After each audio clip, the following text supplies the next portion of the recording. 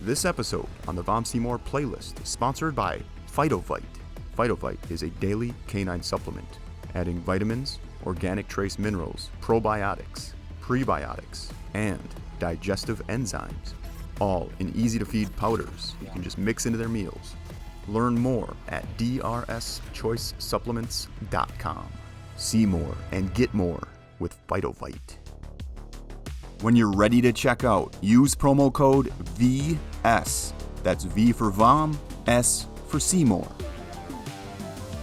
That code does not apply to items already on sale.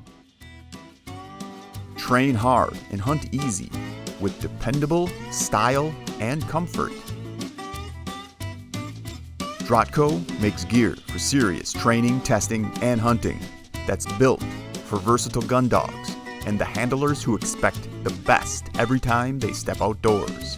No fluff or shortcuts, just dependable gear that works as good as you and your dogs. Shop now at drahtco.com. That's DRAHTCO.com.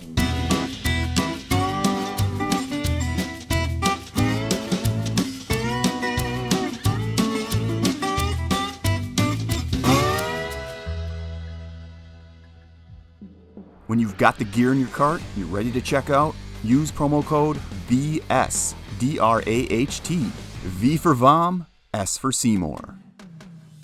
Don't guess how to train your dog.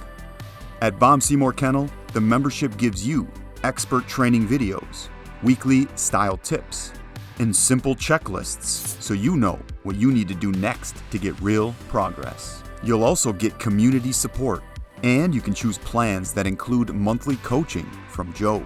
Start building the dog you've been imagining by signing up at VomSeymourKennel.com.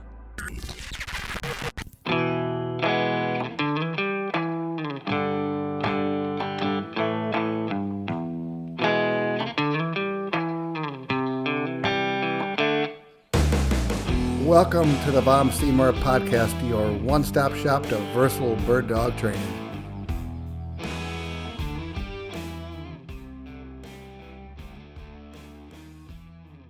Hey, you made it, son of a gun, Matthew. Oh, look at you, you beautiful human. Oh, my God. Here we go. Oh, my God. Hold on, wait for it. I'm going to get a good setup. I'm just traveling. Here we go. Okay. Here we go. Where are you at, Matt? In Columbus, Ohio. Are you buckled in, Rich? I'm buckled in. My daughter won her softball game, so I'm good. My wife's driving home, and we'll have some fun, yep. So today we have two NFL offensive linemen, two hardcore outdoorsmen, and combined they're 650 pounds of whoop ass. Can't wait to hear what they have to say. This should be very interesting. Rich Seubert is from Marshfield, Wisconsin, close to my hometown, Loyal. Rich played college ball at Western Illinois University. Rich's NFL team, the New York Giants, won the Super Bowl in 2007. We also have Matt Light on. Matt is from Greenville, Ohio, played college football at Purdue University. And after college, Matt played for the New England Patriots, and his team won 3 Super Bowls. Welcome to the podcast, guys. Thanks for having us. Yeah, Joe, thanks for having us on. Yeah, you bet. Rich, I wanted to ask you about this celebrity trap shoot that you have going on. Started in 2008, and what made you decide to go ahead and move forward and do this? Well, I got the idea from actually Matt Light. We have a common friend, Wade Tupper, and he told me about the trap shoot Matt Light always did up in New England area. So when I wanted to do something back home for my community, I said, why not do a trap shoot, right? I'm a hunter, I'm a redneck, and I'd rather do that than golf. So we started up for the Marshfield Clinic, and it's been about 20 years, and we raised a lot of money for some good causes. So it's always fun to get the same people back, and new people came back this year, like every other year, and we try to have a good time. Where does most of the money go for at the Marshfield Clinic? What do you have a certain spot? Yeah, so that we started off in 2007 in my grandmother's name, who had a heart transplant, and she used the clinic for a lot of her treatment. So I went for cardiac research. The goal was to raise $1 million. We raised $1 million in about 4 or 5 years, and now the money we pick a cause that the clinic needs every year. It's Stanford Health now that bought the Marshfield Clinic out. But this year, the money went for the Children's Cancer Clinic. So it's kind of like wherever they have needs, we kind of push the funds in that direction, and I trust that it's being used in the right ways. That's pretty cool. We appreciate that. I know I went and shot this year for the first time, and we had a good time. We had a whole team there, and just was a lot of fun. Matt, how did you start the Matt Light, or why did you start the Matt Light Foundation? Where's your interest at there? I think, Joe, most of it was centered around the fact that I never really felt like I deserved to be in a position where people were going to pay me a lot of money to play the game of football. And, I thought at any minute they're going to figure out they made a big mistake and I'll get cut and they'll move on. And, I'll need to do something, like everyone else does that I grew up with, right? I mean, I grew up in a farming community in West Central Ohio and largest agricultural producer in the state of Ohio. And I always figured I'd be back, in my hometown somewhere. And I don't know, I guess it was just a little overwhelming to find myself in a position to, be playing in New England. And we went to and won a Super Bowl my rookie year. And it just seemed like the world was moving pretty fast and I wanted to slow it down. And I thought, hey, look, anytime you give back and you do something that, benefits others more than yourself, you always learn a lot. You always, I don't know, you just always feel better. And I thought, here we have an opportunity to do something, to give back and make a difference. And that's really the way it started. But I guess for me, my family has always been a big part of my life. My mom taught music in the public school system for 35 years.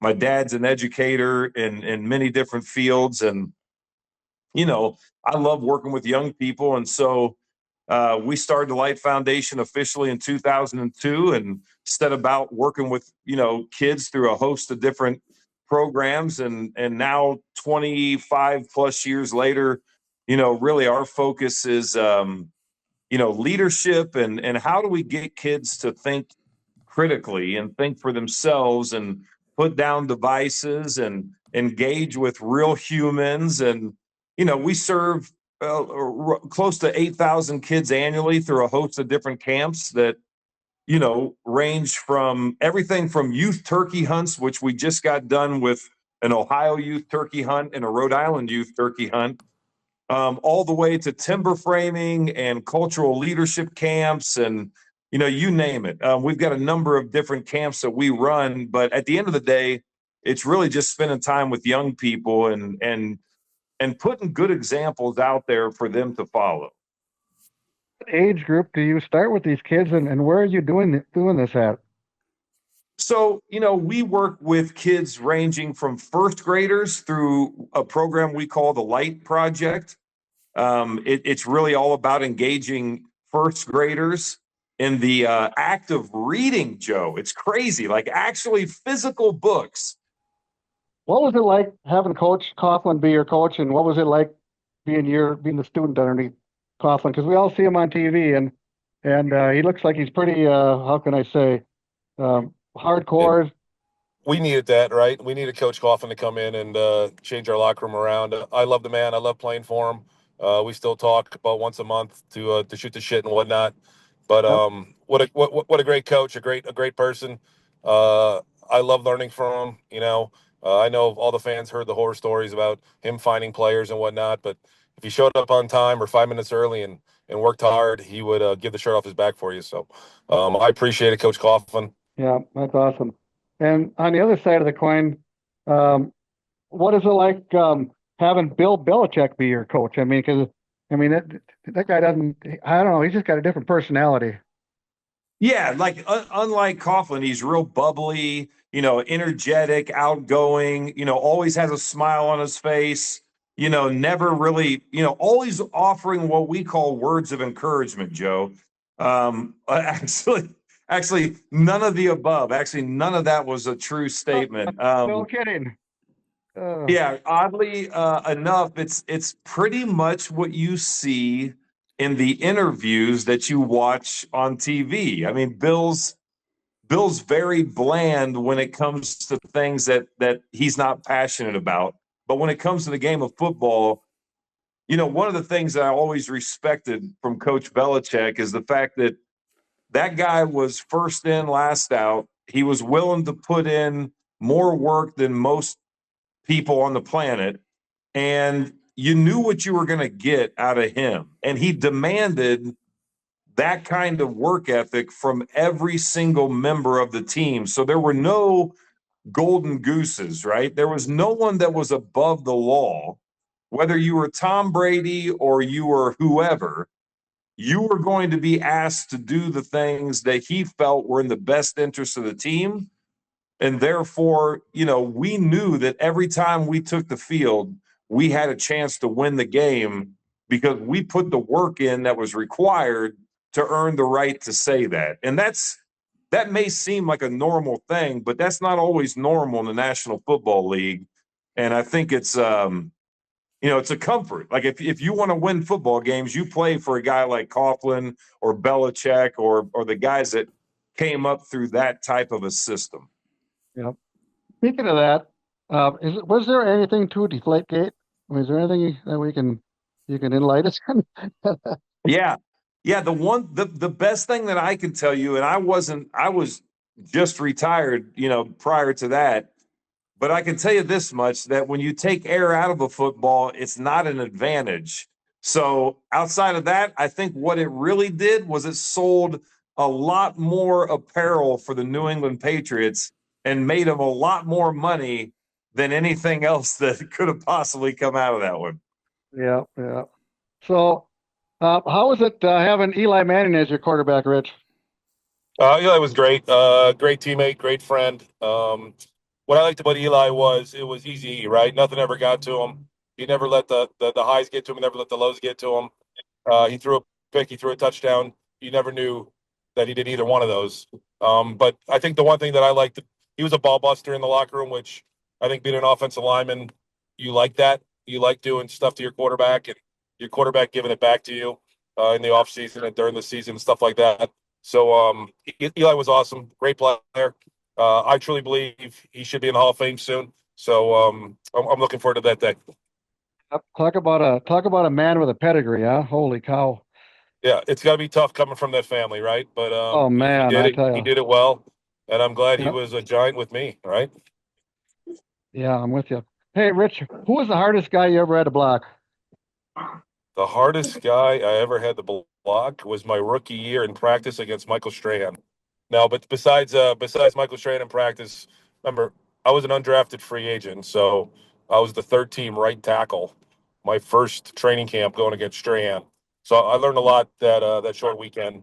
But I would say Albert Hainsworth before he got paid in Washington. His last year in Tennessee, Albert was a humongous human being that was pretty fast and pretty strong.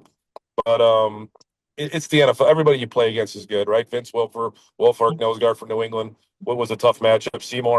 Richard Seymour was hard. I think you could choose anybody on that New England defense. We played him in 07 twice, right? There's good players up and down the line, and every team has them. So it's hard to pick one, but Right. they're all pretty good. So, Matt, who was your toughest guy that you had a hard time holding out? Well, I would echo that, I could go on for days. And when it comes to the overall athletic ability of a defensive lineman versus an offensive lineman, let's just put this out there for all the listeners, right? We're backing up as they're running forward. So okay. Now that we've squared that away, they're typically not 300 pounds, and we typically are. And they have suddenness that can be very difficult. And so when you get to that level, there's just there's so many things that each guy brings to the table. If I had to put it into the category of the one guy, I always say that number 93 in Indianapolis, was a guy that, you didn't want to see that number across the line from you because he was a really good player. And they had a counterpart to him. Dwight Freeney wore number 93, played at a very high level for a very long time in the National Football League. He had another guy that was on the opposite side of him most of the time named Mathis. But I had a lot of respect for Dwight Freeney, the way he played the game. And and the level at which, he could dial it up mentally. Like, he had 4 or 5 moves that were really good, but he had 3 moves that were all world, like as good as it gets.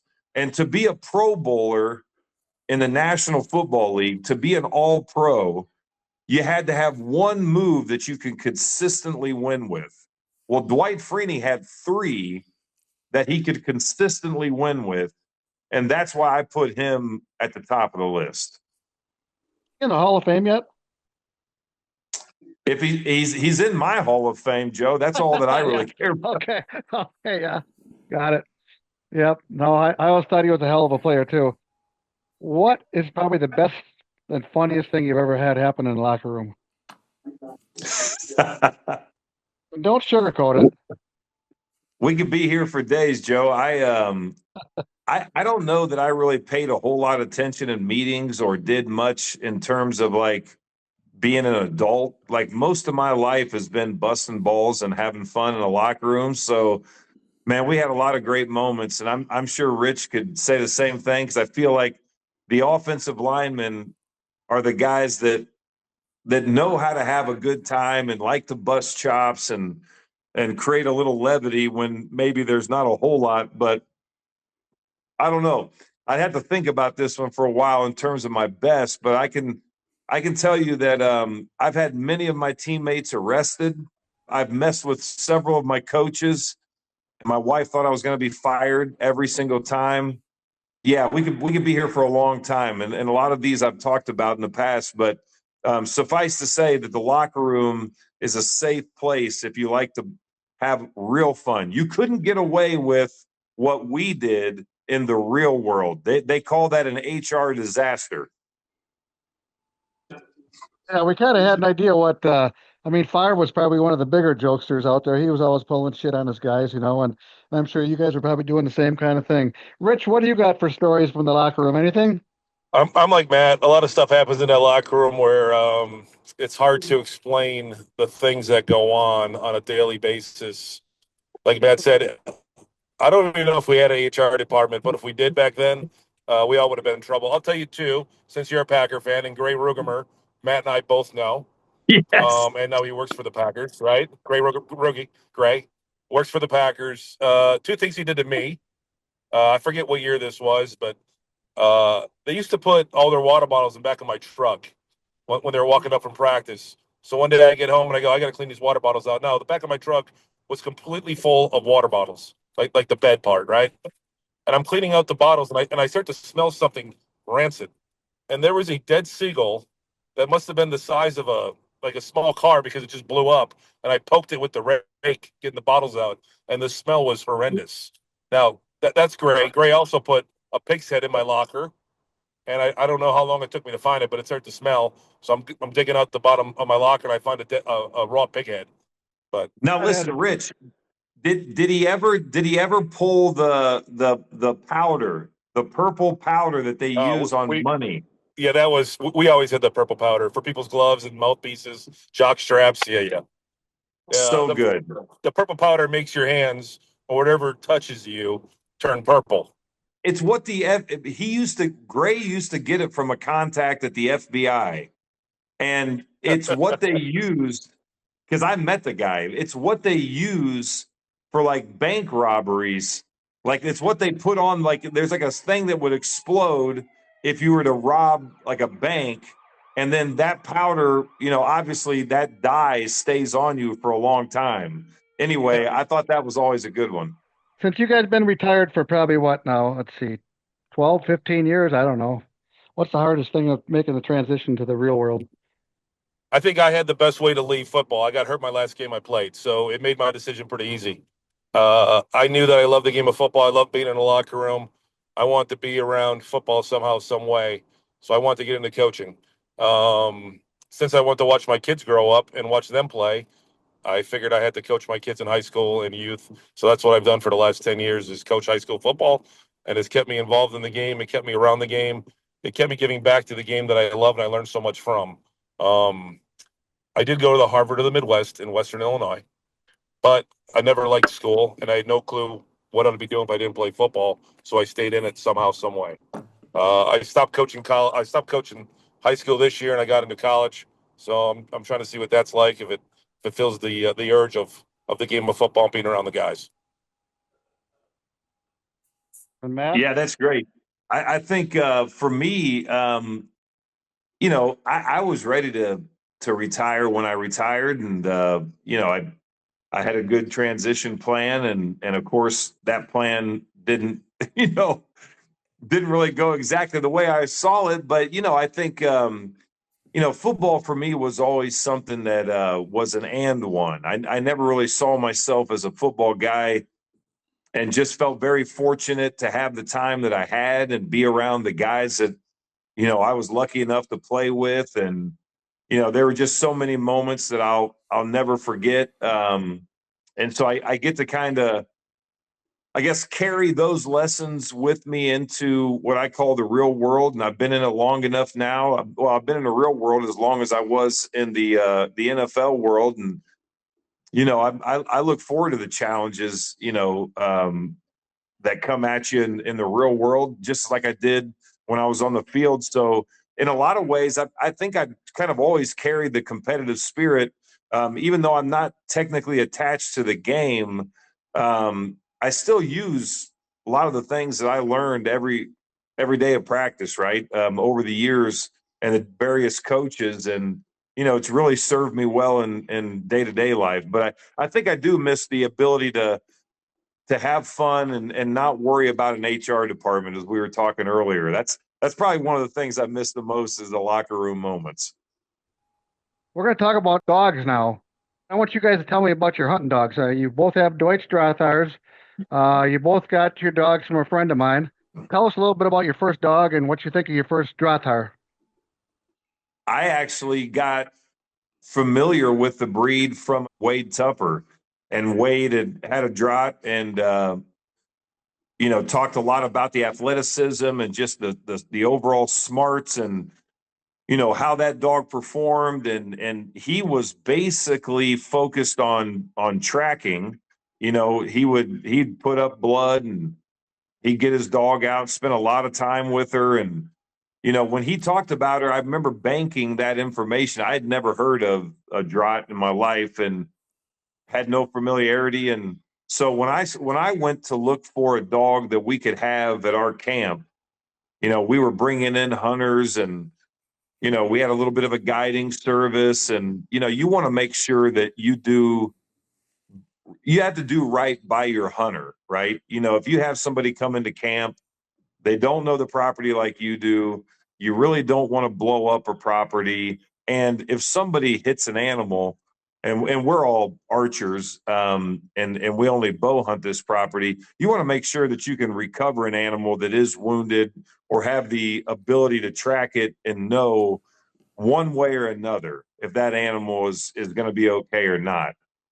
And that's when I went to Wade and asked him for Ron's information, and he shared Ron's information. And from there, I got more information than I could have possibly ever imagined. And Ron's a great teacher. Ron brings his passion to everything he does. And Ron's just an amazing human. And the dog that I got from Ron, we named him Tecumseh, and that's after a pretty well-known chief back during the Indian, kind of war, French-Indian War, and all that stuff where I grew up. Chief Tecumseh and his brother, the Prophet, and so we call him Tech. And Tech has been a member of our family for 5 years. He's probably the most beloved member of the family, and that's coming from a wife that hates big dogs. And he's a dog that does everything. I mean, I asked that dog to point. I ask him to track down and kill coyotes. He recovers deer. In terms of an all-around dog, I couldn't imagine an animal that could do the type of things that Tech does on a regular basis. And I'm actually really excited because we just picked up one of Tech's pups. We got the pick of a litter, and we got the new dude. We named him Junior. He just arrived yesterday. We have the next version of Tech, hopefully coming up through the ranks and learning from his old man. So, Rich, what do you think? What do you think about your first Drahthaar? Well, it's kind of a similar story to Matt. We both know Wade. Wade had a Draht. I always had German short hairs growing up, and my first 2 dogs were German short hairs. And I kind of wanted that dog that could do a little bit of everything, track, blood, and hunt birds. So it was COVID. I had 3 young kids at the time, and I found Ron on Facebook, I believe, and I just reached out to him saying, hey, I'm looking to buy a Draht. Do you have any available? I didn't realize how crazy in a good way, Draht owners are that are with these dogs. They want to make sure they go to the right families and everything like that. They're like, hey, you live in Jersey. Do you hunt? Like, how much do you hunt? Where do you go? And I have property in upstate New York. So Ron was only about an hour and a half from my upstate New York property. So we drove over to meet him. And I brought the 3 kids with me and my wife, Jody, and they had the puppies, right? And we fell in love with them. We went there a few times before we brought her home, and I love her. We named her Brooks, not as cool as yours, Matt, but my daughter, I think, named her Brooks. She is a great family dog, but she's awesome in the field and in the woods. I won't want to trade her for anything in the world. My son, Isaac, wanted to do the first testing with Brooks up in New York. So we met George Scheuerman, who has 2 Drahts, and he helped Isaac and myself train Brooks to be ready for the first testing and all the good things you want with these dogs. Like Matt, I'm not a dog trainer, so we needed help in that aspect. And George lived only like 40 minutes away from our lake house, so it worked out perfect during COVID. He helped Isaac train this dog, and Isaac ran her in the test and did an awesome job. And she is 6 years old now, and we love every minute with her. Every minute is an adventure with these dogs, right from bringing turtles to the house or snakes in their mouth to pointing birds and tracking deer. And it's been a fun adventure the last 6 years. You guys get a chance to go out west and hunt pheasant or sharptail or Hungarian partridge or anything like that? We do. We got grouse up in New York. She hasn't had many in her mouth because I suck at shooting, but she does point them well. We do pheasants, obviously. We've done the Hungarians and that stuff. I've always said I want to travel more and do more bird hunting, but this football thing, coaching football, really puts a damper on the fall. But me and the boys get her out as much as we possibly can on birds, and we love it. Yeah, you know what? I haven't gone west, Joe, but we live right next to Addyville East Farm. So, the chucker and the pheasant, because our place is right next to it, they're literally everywhere and anywhere. And Tech just has a field day. Listen, I'm the opposite of what a lot of people are as a dog owner. I let my dog run wild to actually the very dismay of all my neighbors who have lost a lot of chickens. And I'm not saying it's the right thing to do. And I've definitely gotten more disciplined in my later years. But Tech is kind of a wild beast. He listens unbelievable. So, Tech, he points unbelievable. I've only done things that screwed him up, basically. But Tech walks with me on every hunt. Like if I'm hunting whitetail from the ground with a bow or a gun, Tech is with me for every single step. If I climb a tree and I'm hanging in my saddle or I'm in a tree stand, Tech is sitting at the base of my tree. And he has never caused me any trouble. He's never alerted an animal except for turkeys. He has a real problem staying quiet for turkeys. But outside of that dog hunts with me everywhere, and he listens. He would never step outside the bounds on a hunt. But when I let him out the door and I tell him to just go have fun, he may be gone for a day or a day and a half. And I don't know what all carnage he leaves in his wake, but he's kind of his own guy. So that probably flies in the face of what a lot of people do with their animals. But that's just the way I've always raised my dogs. I want them to be, part what they are and part what I want them to be. And together we have a great time. We don't let our dog out on Massacre like Matt does, but my kids baby that dog. I know George, who helped me train the dog, would frown upon some of the things we do with her in the house, but she doesn't own the house, but she has her couple spots where it's hers, and she's part of the family, right? I like she's a great family dog, and she loves the 3 kids, and the 3 kids love her. Do the kids take the dog out hunting by themselves at all? I mean, they're 20 years old, so I'm sure they probably do, right? They take her they take her out whenever they can. Yep. You get up to Wisconsin and do any grouse hunting at all? We have not. We've always wanted to get back to Wisconsin. My one son is going to school at University of North Dakota, so I think the first big trip I'll drive out there once the football season is done here with the dog and go hunting. Now Isaac's out there, my middle son who helped train Brooks. So Isaac and the dog have a very good bond relationship where it's almost funny that Isaac's pretty much her master, right? So we'll hopefully we'll get out there, and I'm gonna bug you for some spots to hunt birds in the Midwest. What month are you talking? Whenever football's done. Okay.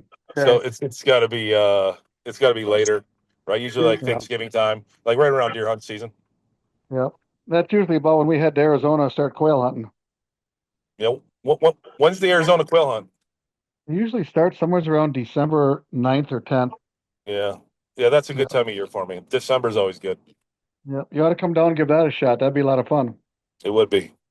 Yeah, no doubt. Well, you guys have anything you want to add at all about your dogs, or can tell the audience about what you think of your dogs and your hunting? I just think Drahts are one of the all-around best dogs you can get. You know, this is my first one, so obviously you know a lot more about him, Joe, than I do. I love her. I've always, like I said, I always had short hairs. Where the short hair always gets to the thick stuff and it's kind of tentatively. This dog will go through anything, down anything, up anything. She'll run through a wall for you, and I think that's kind of like football, right? We always ran through walls for our quarterback. This dog will run through a wall for us as the owners, and she's tough. She's gritty. But she's also very lovable, and she's just an awesome pet to have, an awesome tool to have in the chest. That's a fact. I mean, I would say that I think the most impressive thing about that breed is their ability to do everything at a very, very high level. You know, my dog, we kill a lot of coyotes every winter. And that dog never blinks. He never shies away from it. And then he'll go from that to stalking through the woods with me, being as quiet as he possibly can as we still hunt for deer. And then the next morning we wake up and he'll be pointing pheasant and retrieving, chucker and pheasant and whatnot. And then the next day, he's out, trying to kill whatever it is that's in the backyard. I mean, there's just nothing that the dogs can't do at a very, very, very high level. And I think that's a very unique skill set to have in anything. And it's just fun to watch them do what they do. Not only do they want to do it, not only are they good at doing it, but it's just a pleasure to be around it. So, if you've never seen one or never had one, the flip side to it is when my dog comes in the house, he's the perfect pet. He's the dog you want in the house. He's goofy. He loves on you. He just wants to be petted. He'll curl up into a tiny little ball and sit in your lap. He thinks he's a lap dog. It's just, they're an amazing animal. And, definitely the most fun I've ever had being with a dog in the woods. I was going to ask you now, because I bow hunted for about 40 years. I get up at my stand, I'm always worried about scent. So now you're sitting up in your stand up there and you're going to shoot this deer at 30 yards with your bow, and your dog's laying down below. Aren't you worried that, okay, now we got all this extra scent because we sprayed ourselves full of no scent so we don't stink? Yeah, the scent control side's interesting, right? Like, when you really think about it, I think at least my dog anyway. I mean, he's rolling in everything he can that's dead or the worst smelling stuff on earth. I think tech is worried about scent control far more than I am, right? Like he's constantly touching himself up in stuff that I do not want him in, but he'll do regardless, right?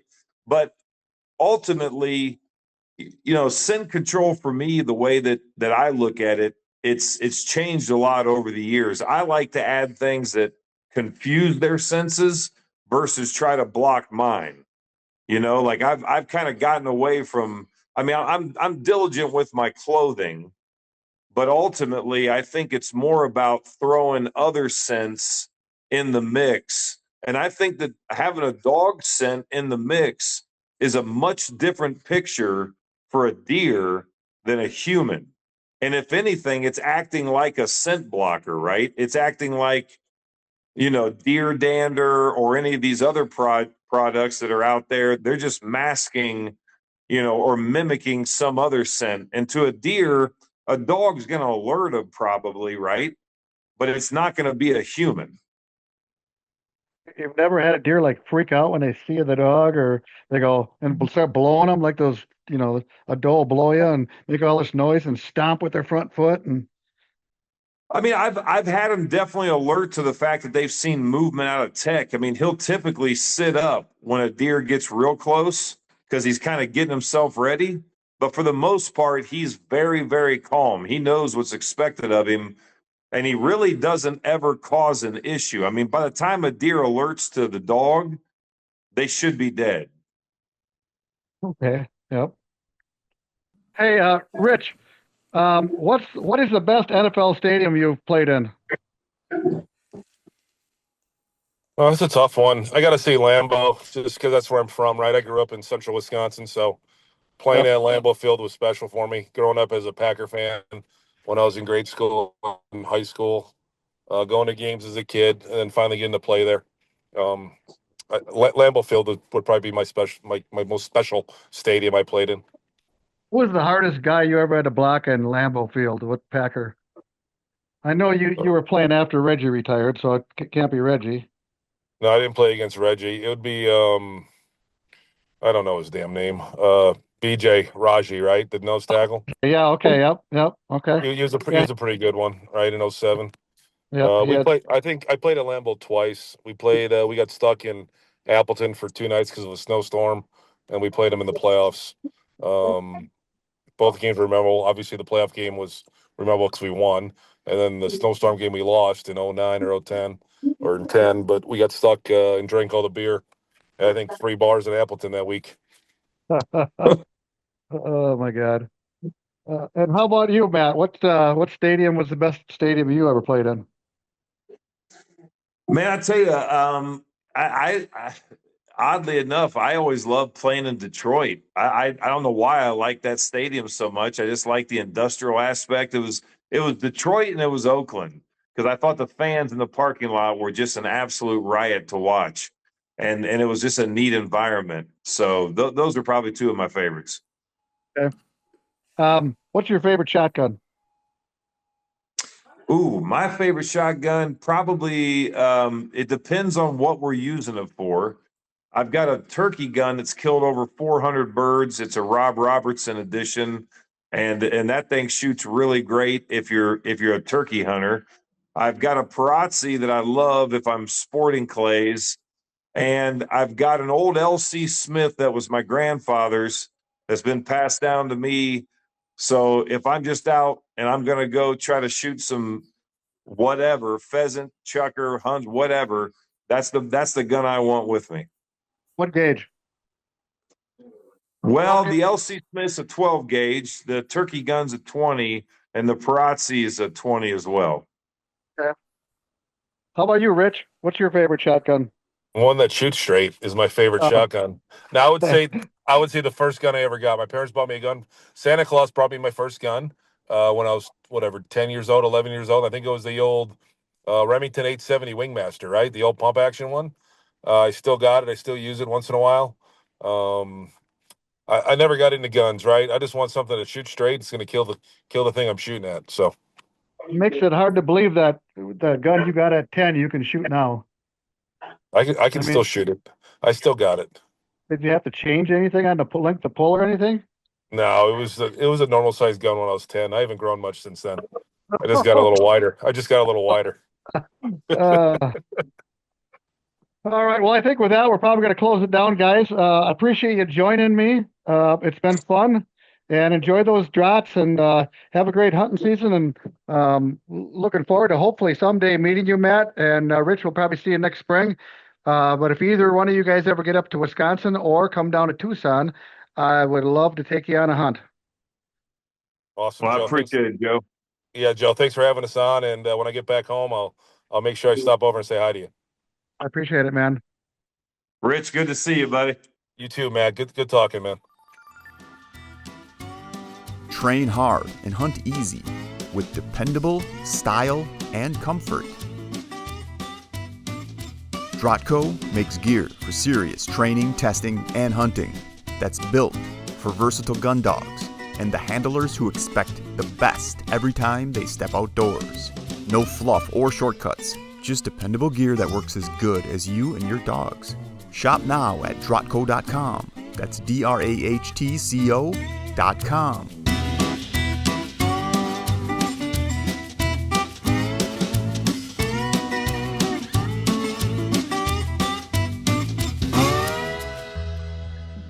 When you've got the gear in your cart, you're ready to check out, use promo code VS, DRAHT, V for Vom, S for Seymour.